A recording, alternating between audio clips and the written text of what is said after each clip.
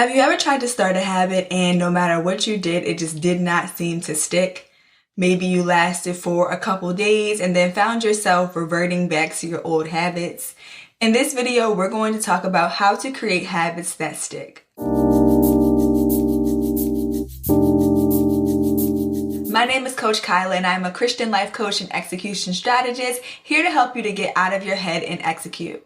In today's video, we're going to talk about how to create long-lasting habits. And I'm going to tell you the top 3 mistakes that you are making that are preventing you from seeing the fruit of your efforts. Now, of course, before we get into it, I do want to tell you that we're going to be doing a 21 days of discipline challenge starting next week. So you can click the link in the description box to learn about all the rules and how to join. If you're familiar with the 7 days of discipline challenge, this is going to be that, but even better because we believe in building habits that last. And sometimes you just need some support along the way. So all the rules and information and the guidelines will be in the description box below, and I hope to see you there. Now, when it comes to creating long-lasting habits, there are 3 mistakes that most people are making that are preventing them from seeing the habits actually stick. So let's jump right in. The number 1 mistake that most people make when trying to implement a habit is that they are trying to fix their entire life at once. When it comes to creating habits that last, you have to focus on one area at a time, or you're exerting your effort all over the place. And it doesn't mean that you're moving at a slower pace. When you begin to isolate one area of your life that really needs discipline, you're able to put all of your effort and focus on there. And what you'll find is that a lot of the things in your life are linked. So for me, I've been trying to build the habit of working out consistently. And once I started building the habit of working out, I noticed that it started to overflow into other areas of my life. Because I was able to show up and be disciplined in this area of health and fitness, I was also able to push myself in my God projects. I was able to start waking up earlier because I knew that I wanted to make time to do these things. So naturally, by focusing all of my efforts in one area, they carried over to another. So I didn't have to worry about trying to fix my entire being in 30 days, but just with some intentional effort, I was able to see some results and lay a foundation that would be necessary for my next steps. So for you, stay away from the completely change your life makeovers and all of these quick, fast things, right? When it comes to creating habits, you have to be in it for the long haul. We are so addicted to this instant gratification, overnight change, overnight success that we miss the beauty in laying one brick at a time. And that is what happens when you're creating habits. Every single day you show up, you are laying one brick at a time. And eventually you're going to have a solid wall, something that you can depend on, and you'll be truly transformed. Now, the second mistake that most people make when they are trying to implement a new habit is they revert back to their old ways as soon as they have one slip up. We've all been there. Maybe you said that you were going to clean up your eating and then you had a moment where you slipped in and you ate something that was a cheat meal. And then you're like, you know what? I already messed up, so I might as well have a couple more cheat days. And next thing you know, you've gotten frustrated and you're just like, you know what? It is what it is. This is who I am. I can't change. Or maybe you started working out and you've been consistent in the gym and then you had a day where you didn't make it and that day turned into a couple of weeks. So you got discouraged and you said, you know what, I'm just not going to go back. When you are creating a new habit, you have to give yourself time to analyze your old behavior and unlearn the things that you've already been doing.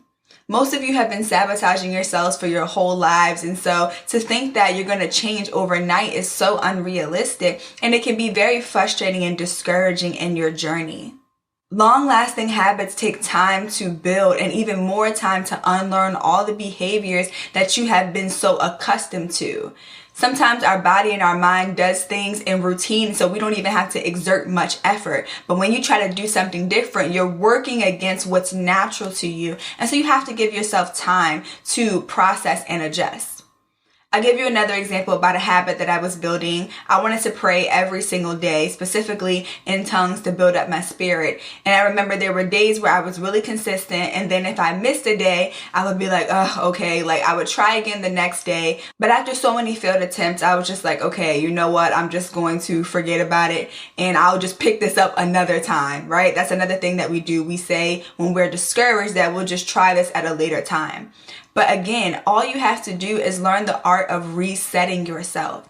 If you make a mistake, if you fall, just pick yourself back up right where you left off. Give yourself grace. If you continue to put in the effort and you be consistent, and consistency doesn't always look like doing the same thing every day. Consistency is saying, I'm going to execute no matter what the circumstances. And so sometimes that looks like you're executing with 100% of your effort and your energy. And sometimes on the days where you don't have it, maybe you're showing up with 10%. But as long as you're showing up in those beginning stages of building the habit, it's just important to just be consistent. So there are some days where you're not going to get it right. There are some days where you're going to fall off, but it's okay. Just reset yourself.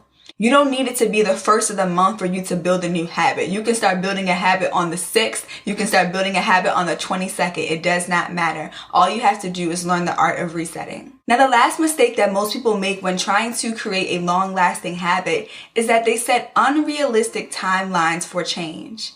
Again, it takes a minimum of 21 days to build a new habit. So why do you think after 3 days you're going to be a new person?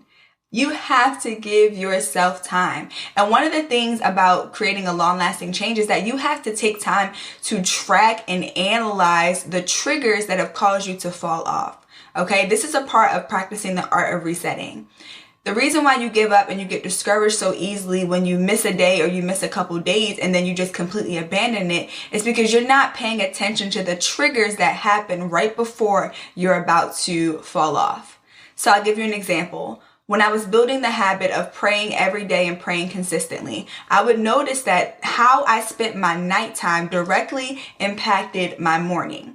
So if I spent last night binging, watching Netflix, scrolling on social media until 1 o'clock in the morning, then what's going to happen when I need to wake up at 6 a.m.?